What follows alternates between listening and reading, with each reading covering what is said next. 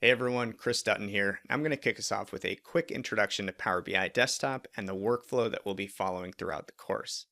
Our goal here is really just to understand what Power BI is used for, talk about why it's so powerful, and get up and running so that we can start working on our course project.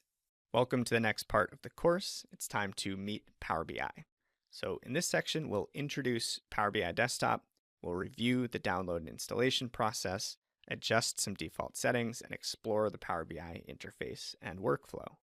So topics we'll cover here: quick introduction, we'll draw some comparisons between Power BI and Excel, run through different installation options to get you up and running, we'll adjust a few settings to make sure we're all on the same page, then dig into a high-level overview of the Power BI desktop interface and broader business intelligence workflow, and finally wrap with some helpful resources as well.